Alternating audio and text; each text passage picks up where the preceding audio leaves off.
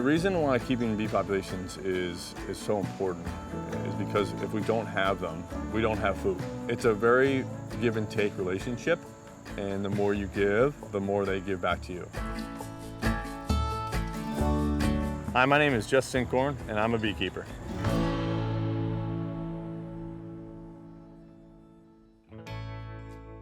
When I first got into beekeeping, I realized that there's actually close to around 300 species of bees in New Jersey, and honeybee actually isn't considered one of those because it's not native to New Jersey. These are the only species that actually keeps honey, so that's why they've been helped along and the populations have grown in the United States. Because without them, we don't have fruits, vegetables. Certain grasses need to be pollinated as well, and who eats grasses but cows? So we're really reliant on a lot of pollinators to do major work in our agriculture society. What's behind me is these things called Langstroth hives. They are built and were created to mimic what the bees are living in a natural world. All the frames inside the boxes are very tight. There's not much space to move around. They're trying to mimic that look in a tree. 10 frames are kind of laid across the track, and you can remove each one, which makes it easier as a beekeeper to extract honey. When they start to run out of space, as a beekeeper, you want to continue adding levels. So that adds in a second story, third story, fourth story, fifth story. I've seen certain Langstroth hives 8 stories high. That's a good sign. That means they're producing a lot of honey, nectar, pollen.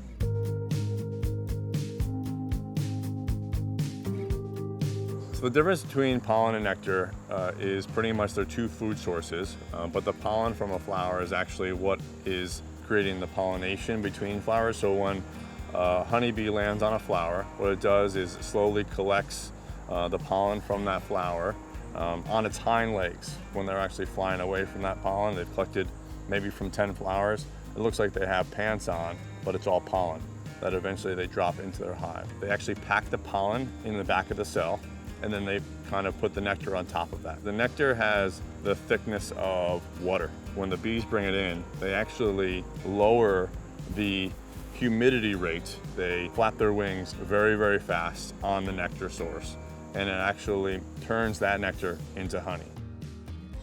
So in one season, an entire hive, entire colony of honeybees probably can produce at a really, really nice rate 40 to 50 pounds of honey, just one hive. If you're allergic to pollen, you probably want it more processed, trying to get in all those impurities, the pollen, anything else that could be in there.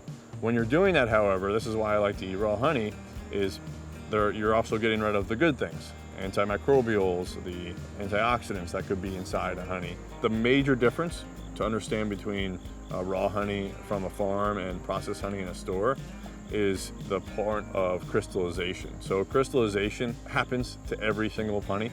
It's not honey going bad. It's just all it means is that honey is solidifying. It's becoming a solid. All you have to do is heat it up, and then it comes right back to being that honey that you can pour or spread over anything. Processed honey doesn't crystallize, really. Maybe a year or two it'll crystallize, whereas raw honey will crystallize very quick. Inside the cells down here is nectar, and then up here on the top, see the ones that are kind of capped? That's honey. My favorite way to eat this is just stick it in your mouth. That's unbelievable. There's nothing more sweet than that. There's 3 main honeybees inside a hive. So a queen, there's drone bees, which are the male bees, and there's worker bees. The queen bee is a very important part of the hive. She's laying eggs every day, all day. She can lay eggs of female and male bees, and if she stops at any point, or she lowers her rate at any point, she gets kicked off and a new queen replaces her. So the drones are important as well.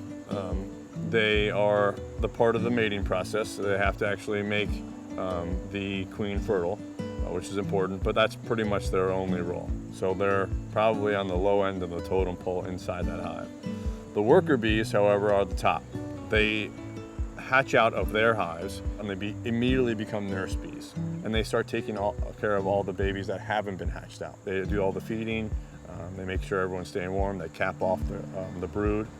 And then they graduate after those 2 weeks. They become a soldier bee, a protector. You go outside the hive, making sure no other species of insect are coming inside the hive. They probably do that for like 2 weeks. At this point, they're about halfway done with their life. The last session, what they do is they become scout bees. Not only looking for those pollens and nectars and flowers and stuff like that, they're also scouting for other homes.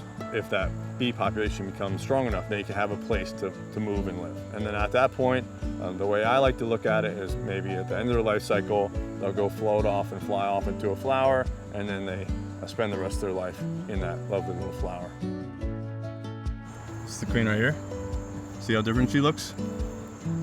See how longer she is? There's only one queen per whole hive. Depending on what a bee you are in that home, right? Queen, worker, or drone, they all live different cycles. So the queen lives the longest, 2 to 3 years. She can live up to 5 years if that beekeeper, or if she's like a really strong queen and she's really laying a lot of eggs. Worker bees live around 6 weeks, and then drones only live to 8. What's interesting about drones, however, is they actually, most of them, probably about like 95 to 98% of them get kicked out in the wintertime. All they do would be eating up the resources from what the workers need. So no matter if they're a week old or 8 weeks old, they're still getting kicked out in the wintertime. That's an old bee. You can tell in a lot of ways because her wings are a little tattered. She looks a little gray, but she's probably on her last week of life. There's a lot of different factors in terms of losing not only honeybees, but a lot of our pollinators. The main reason for me is lack of food. We have not enough forests and too much paved roads and manicured lawns. We also have this thing on farms, which are a lot of sprays and fertilizers and pesticides, which can affect large populations of pollinators. They can bring them back to their hive and actually create an entire dead hive in a matter of 1 year based off of getting covered in too many pesticides and fertilizers. And then there's another reason, which is becoming more prevalent lately, is this thing called varroa. This tick that attaches itself to baby bees inside the hive, and it wouldn't kill the bee, but it would stay on and weaken the bee, and then that would make a whole hive weak, and then having a weak hive, that won't survive through the winter. So those are the main reasons why there's colony collapse disorder or less bees right now. I feel as if New Jersey is getting a little bit better in terms of trying to get more bees on farms, trying to get farms to spray less, trying to get people to grow more perennials and shrubs. So I think we're getting a little bit better. Our national average of loss is much better than the United States. Oh, this is a good one. See all those cells that are capped?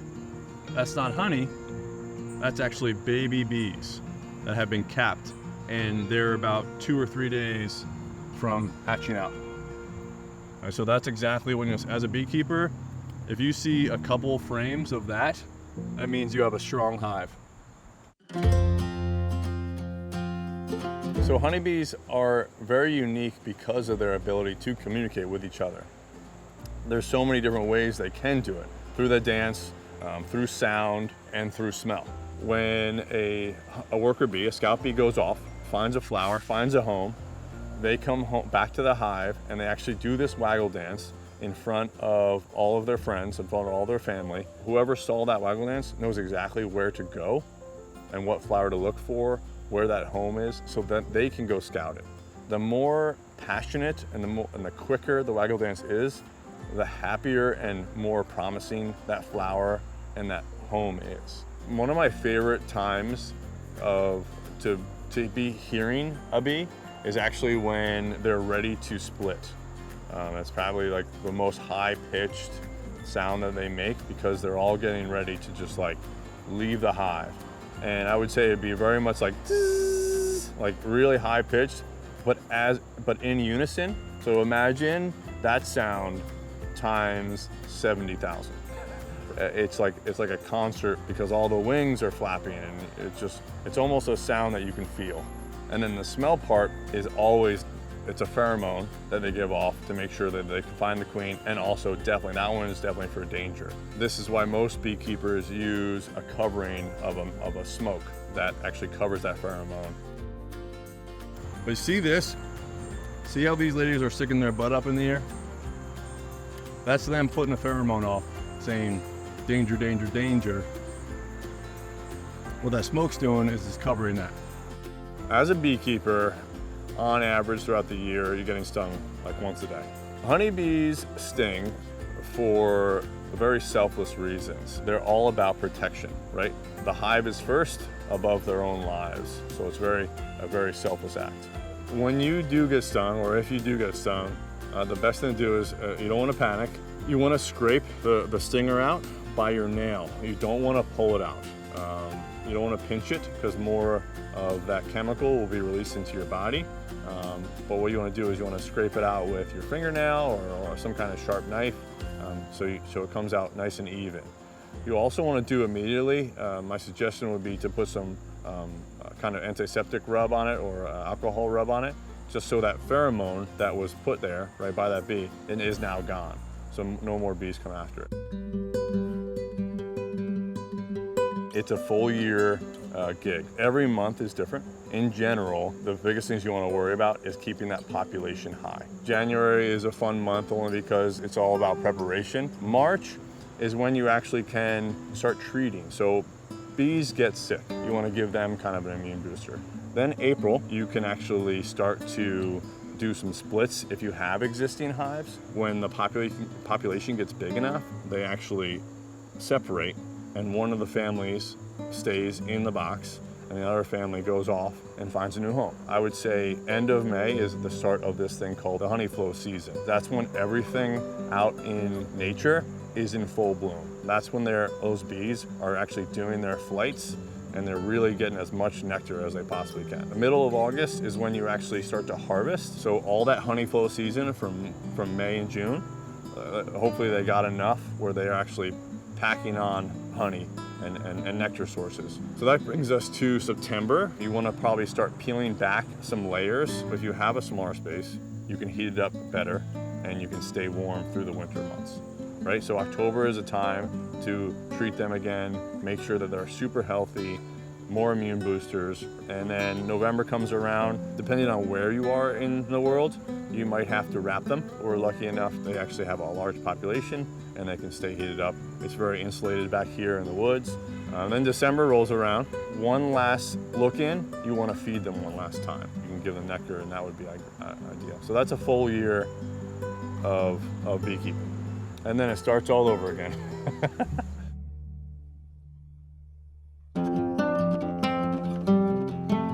I couldn't imagine myself not beekeeping. It draws you in because you're not only taking care of your honeybees, you get the impression that you're also being taken care of by the honeybees. There's just so many different opportunities that bees offer this whole world that wouldn't be there if we didn't keep them.